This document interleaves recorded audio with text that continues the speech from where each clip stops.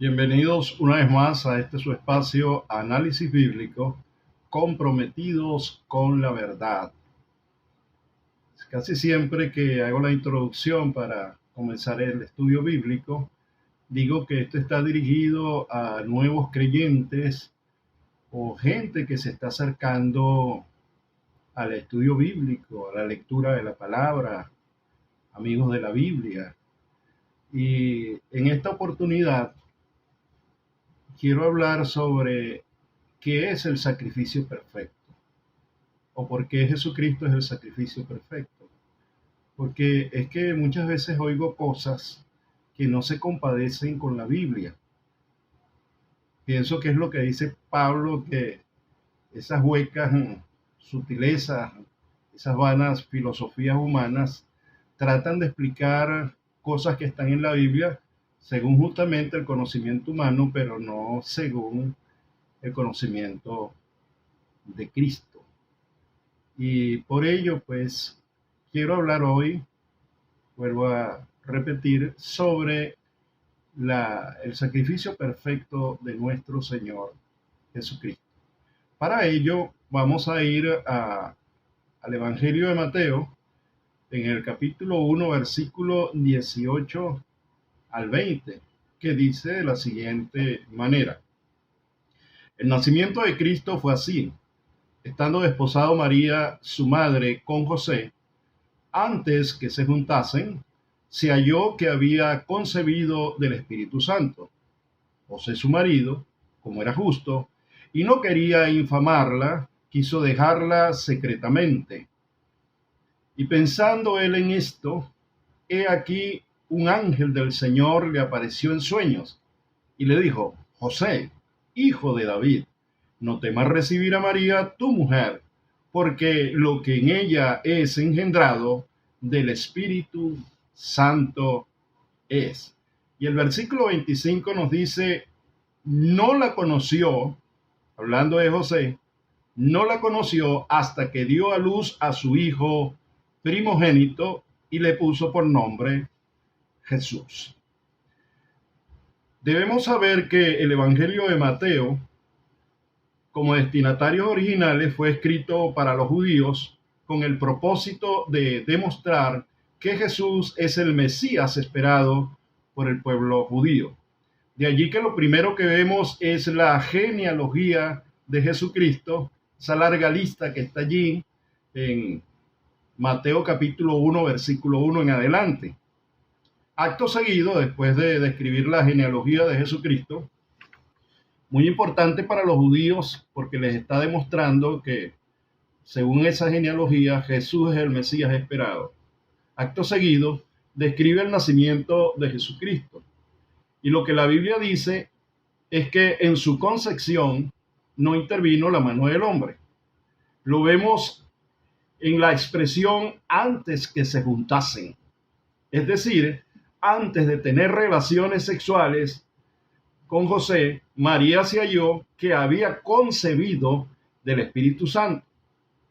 Detengámonos aquí y preguntémonos, ¿qué es un milagro? Y de una forma sencilla te responderé que es algo que Dios puede hacer que el hombre no puede hacer. ¿En qué consiste este milagro? Consiste en que el Espíritu Santo, que es Dios, unió la persona divina de Dios y la naturaleza divina de Dios con la humanidad de María.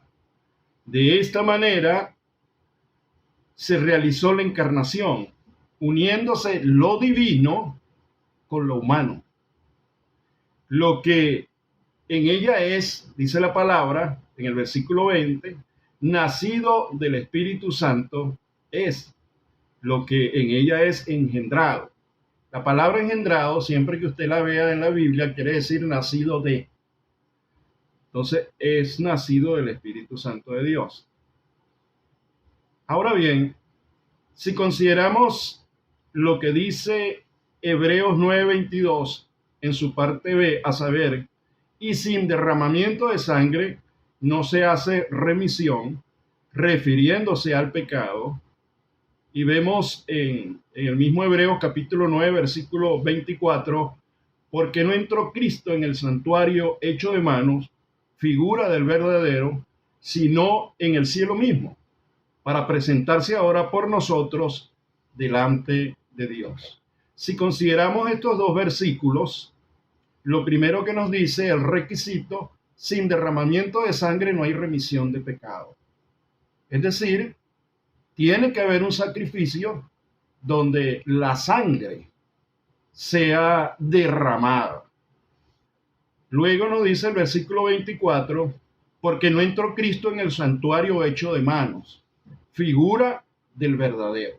Es decir, aquí en la tierra, allá en el templo de Israel, aquel templo que hizo Salomón, por supuesto, el sumo sacerdote cada año sacrificaba a un animal y vertía su sangre. Y el propósito de esto era que la sangre de aquellas víctimas, de aquellos animales sacrificados, cubría el pecado. Y por eso tenían que repetir esta ceremonia cada año. Recuérdense que Juan el Bautista, cuando vio venir a Jesús ahí en el Jordán, le dijo: he allí el Cordero de Dios que quita el pecado del mundo, no que cubre, sino que quita el pecado del mundo. De manera que había que hacer un sacrificio, pero este sacrificio no podía ser el sacrificio imperfecto de los animales sacrificados allá en el santuario hecho de manos de hombre, sino que se determinó en el cielo que Jesucristo se encarnaría para hacer el sacrificio perfecto, para presentarse delante de Dios por nosotros. Qué maravilla poder entender estas cosas. Podemos entender que desde el cielo el plan de salvación incluye presentar el sacrificio perfecto para que el hombre pueda ser salvo. Ahora nos preguntamos, ¿qué implica esto? Solo Dios es perfecto, pero Dios no puede morir. Y como es necesario el derramamiento de sangre para perdón de pecados, tenemos allí una imposibilidad, ya que Dios es espíritu y es verdad, y un espíritu no sangra. Por esta causa, entiéndase bien, fue necesaria la encarnación de Cristo. Dios se hizo hombre para cumplir con el requisito, es decir, tenía que ser el sacrificio perfecto. Como el único perfecto es Dios, Dios fue manifestado en carne, dice la palabra. Jesucristo, Dios, se manifestó en carne, con el propósito de poder llenar este requisito, derramar su sangre preciosa, siendo perfecto, sin pecado, sin mancha, de manera de poder quitar, no cubrir, quitar el pecado de la humanidad. Es por ello que Jesucristo es el sacrificio perfecto. Si Jesús hubiese venido con naturaleza humana caída, semejante a la nuestra, no podría cumplir esto, pues él mismo sería deudor al pecado. Y un deudor no puede pagar la deuda, porque él en sí mismo tiene una deuda. Por lo tanto, al no poder pagar la deuda, no habría expiación, no habría pago para que nosotros fuéramos redimidos de la esclavitud en la que habíamos nacido, muertos en nuestros delitos y pecados. Por eso Jesucristo entonces se encarna. Debemos entender que la encarnación de Jesucristo es un milagro del Espíritu Santo. Es decir, lo perfecto, la persona de Dios, la naturaleza divina, se une con la parte humana, con la carne humana, para presentarse en sacrificio vivo, perfecto, agradable al Padre. Agradable al Padre.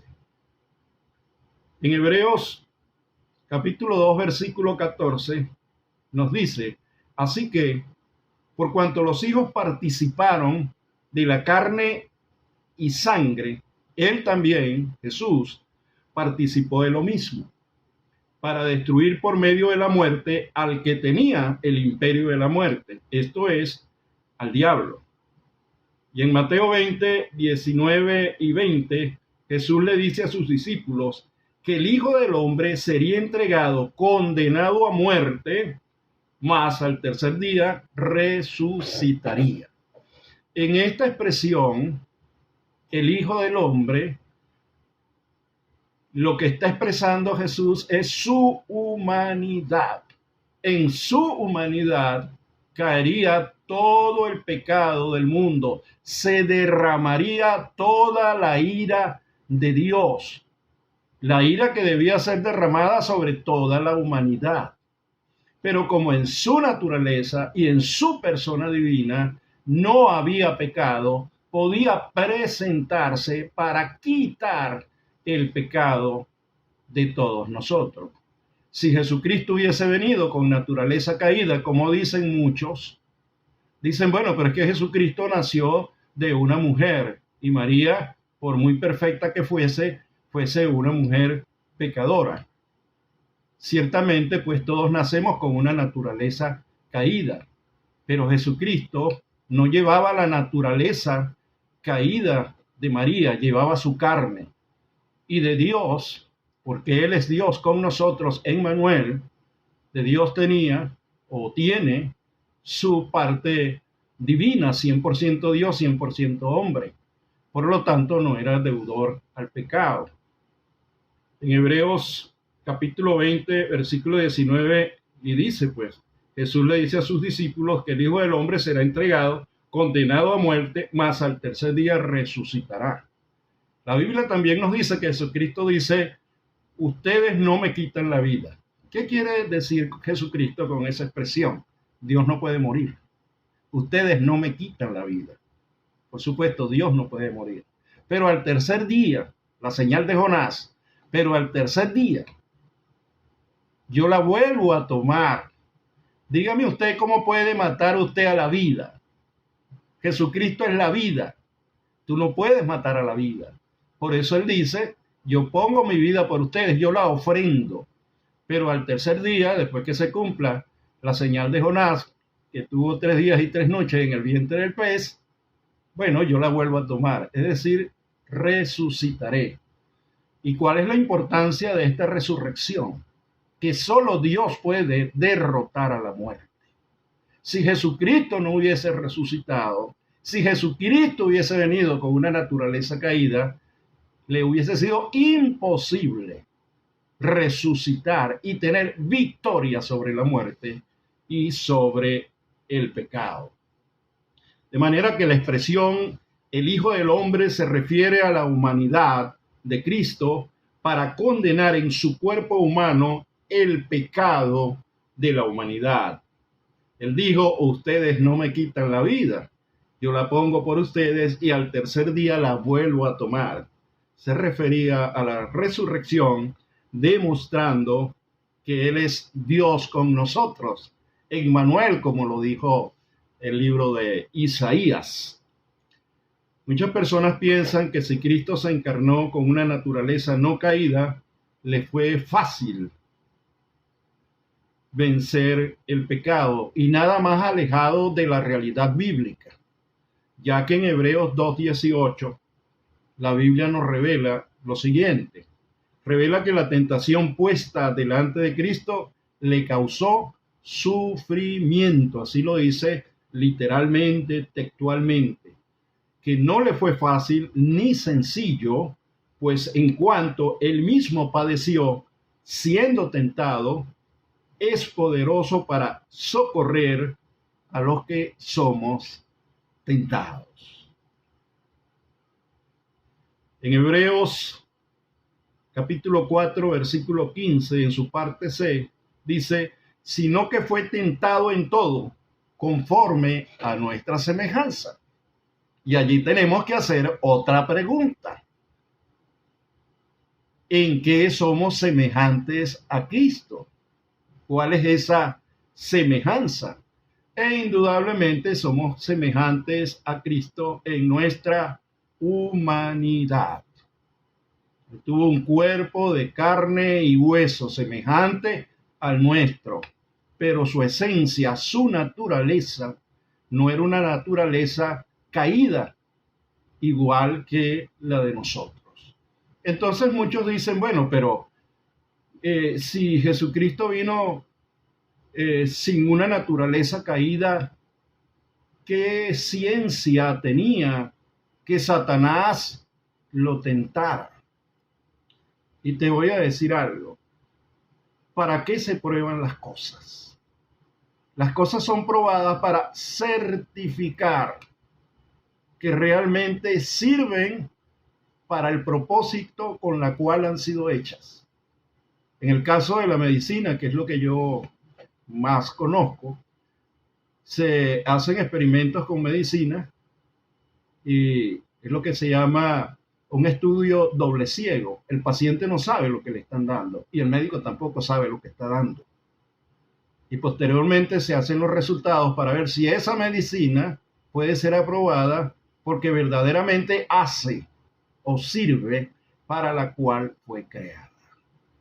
Jesucristo fue enviado a morir a este mundo. Nació para morir por ti y por mí en la forma de su encarnación. El diablo lo tentó y eso probó que Dios no puede ser tentado. Número uno. Eso también probó que Jesucristo, en su naturaleza no caída, dependiente 100% de la relación con su Padre y del Espíritu Santo que mora en él, en esa comunión intrínseca, el pecado no puede vencer al Espíritu, porque el Espíritu es para vida, mas la carne es para muerte. Lo que quiere decir que la primacía de la naturaleza no pecaminosa de Jesucristo estaba por encima de su carne, aunque fue tentado, aunque sufrió, porque aquel cuerpo que fue sometido a los golpes de unos soldados romanos resentidos que le desfiguraron su rostro, ese cuerpo sintió esos golpes. Aquel látigo formado por puntas de huesos, por puntas de metal, que desgarró toda su piel, e incluso la reconstrucción médica del caso de Jesucristo dice que aún sus vísceras se veían cuando iba camino al Calvario. Aquel cuerpo que no podía por el maltrato que había recibido, no tenía fuerzas para cargar la pesada cruz. Por eso a aquel hombre se le pide que le ayude a cargar esa cruz porque no hay fuerzas. Como que escondimos de él su rostro, dice el profeta, y no conseguimos atractivo en él. Estaba completamente desfigurado, maltratado, molido, azotado por nuestros pecados. Ese cuerpo recibió todo ese maltrato, su naturaleza humana, el Hijo del Hombre, Jesucristo hecho hombre. Sin embargo, su naturaleza no pecaminosa, su naturaleza divina le impulsaba a llegar al Gólgota. Cuando Jesucristo le dice a su Padre en esa dependencia, Señor, si es posible, quita esta copa de mí, es porque está sintiendo los embates en su humanidad, en una humanidad semejante a la tuya y a la mía. Si a mí me tuvieran que pasar por ese suplicio, indudablemente tendría miedo, tendría dolor. Y tal vez, lo más seguro, al no tener una dependencia genuina con Dios, no hubiese llegado al Calvario. Pero Jesucristo no fue así. He allí el hombre que, a pesar de ser hombre con una naturaleza no caída y con una humanidad que tenía que colocar al servicio de todos nosotros para que en su humanidad cayera la ira de Dios y todos nuestros pecados pudieran caer sobre él, y por su llaga, porque Jesucristo era una sola llaga por el maltrato que había recibido, nosotros hubiésemos sido y somos sanados de la lepra del pecado. De manera que para mí es un punto de honor como cristiano defender la divinidad de Cristo y no aceptar que Jesucristo simplemente era un hombre con naturaleza caída. Ciertamente fue tentado, pero fue tentado para que nosotros entendamos que en Dios no habita la maldad. Por lo tanto, Él no tienta a nadie porque Él mismo no puede ser tentado. Y Jesucristo es Dios. Y entonces me han preguntado, pero bueno, hermano Rommel, ¿y entonces por qué el diablo lo tentó? Número uno, porque ese es el trabajo del diablo, probar a los cristianos.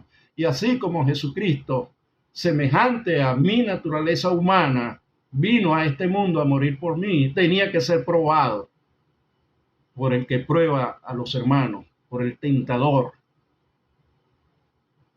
También existe otra pregunta que yo le hago a esas personas. ¿Por qué si Satanás, siendo un querubín precioso, estando allí al lado del trono de Dios y guardando la santidad de Dios, por qué se atrevió cuando se consiguió en él el mal? ¿Por qué se atrevió a tratar de asaltar o tomar el trono de Dios por asalto? Simplemente porque su conocimiento es limitado. Porque es imposible pensar que una criatura de Dios pudiera tener el poder de desplazar a Dios de su trono de gloria y poder reinar desde ese trono.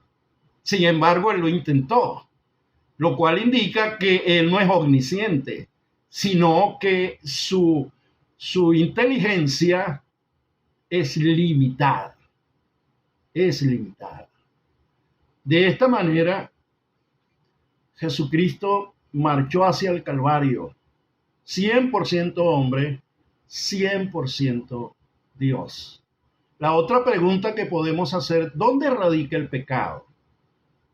¿En el alma, en el alma humana, o simplemente en sus huesos, en su esqueleto, en su tejido? Por supuesto que en el alma. Si es un milagro del Espíritu Santo, el Espíritu Santo trajo la esencia de Dios, porque Jesucristo es Dios, y la depositó en un receptáculo humano para que le diera su parte humana, la carne. Para que le diera la carne. Por eso es un milagro. Unió lo divino, Cristo Dios lo unió con lo humano. ¿Para qué? Para que fuese el sacrificio perfecto, agradable a Dios, y pudiera, vertiendo su sangre preciosa en la cruz del Calvario, entonces quitar nuestros pecados, no cubrirlos. Si andamos en la luz como Él está en la luz, tenemos comunión los unos con los otros, y aquí viene lo importante. Y la sangre de Jesucristo nos limpia de todo pecado. Haya pues ese sentir en nosotros que existió en Cristo Jesús, Señor nuestro. Gloria a su nombre. Para mí de verdad es una cuestión de amor, de honor, presentar defensas contra los ataques de la divinidad de nuestro Señor Jesucristo. Y hoy en las redes sociales se está pregonizando mucho que Jesucristo simplemente fue un hombre. Pero no es lo que dice la Biblia. Jesucristo es Dios hecho hombre, para la gloria de su nombre. Ahora bien, vemos en Hebreo, en su capítulo 9, versículo 27 y 28, que voy a leer a continuación, dice lo siguiente: y de la manera que está establecido, para los hombres que mueran una sola vez, después de esto el juicio, así también Cristo ofreció una sola vez para llevar los pecados de muchos y aparecerá por segunda vez sin relación con el pecado para salvar a los que le esperan. Vamos a digerir esto lentamente. Y de la manera que está establecido para los hombres que mueran una sola vez. Jesucristo, el Hijo del Hombre, es decir, en su encarnación, en su humanidad, así como tú y como yo, que algún día tendremos que gustar la muerte, Él gustó la muerte. Él gustó la muerte. Su cuerpo gustó la muerte. Pero su esencia como Dios no pereció en la cruz del Calvario. Por eso al tercer día resucitó. Y de la manera que está establecido para los hombres que mueran una sola vez, y después de esto el juicio. Sí, algún día ese juicio llegará, porque el requisito, que era la muerte de Jesucristo, para poder establecer esos parámetros ya fue cumplido. Así también, Cristo fue ofrecido una sola vez para llevar los pecados de muchos. Se humanizó para entregar su humanidad en favor de todos nosotros. Por eso vas a leer esa expresión en los diferentes evangelios, el Hijo del Hombre. Es necesario que el Hijo del Hombre sea entregado por los sacerdotes y por los ancianos y muera, pero al tercer día resucitaré, aseveró Jesucristo y lo cumplió, porque no es hombre para mentir, ni hijo de hombre para arrepentirse de lo que ha dicho. Él lo ha dicho y él hará. Así también Cristo fue ofrecido una vez para llevar los pecados de muchos y aparecerá por segunda vez. Esta es otra cosa que están atacando fuertemente, la segunda venida de Cristo. Pues aquí está la palabra inspirada y aparecerá por segunda vez. Créelo, nuevo creyente. Cristo viene nuevamente. Créelo, amigo, que tal vez no has aceptado a Cristo, pero te gusta aprender de la palabra. Síguela leyendo, sigue oyendo estos estudios, no porque yo necesite ser visto. A veces me causa dolor que dicen por ahí, es que necesita ser visto. No, yo no necesito ser visto. Yo necesito ser visto por el que me vio, por el que me conoció tal cual como fui conocido antes de la fundación del mundo. Y ese lo tengo yo en mi corazón. Y mi nombre está escrito en el libro de la vida y del Cordero. Así que yo no necesito ser visto de los hombres. Pero tengo la necesidad de predicar y de enseñar este evangelio tal cual como está escrito. Así también Cristo fue ofrecido una vez para llevar los pecados de muchos y aparecerá por segunda vez sin relación con el pecado. Ya no viene a morir por el pecado, para salvar a los que le esperan.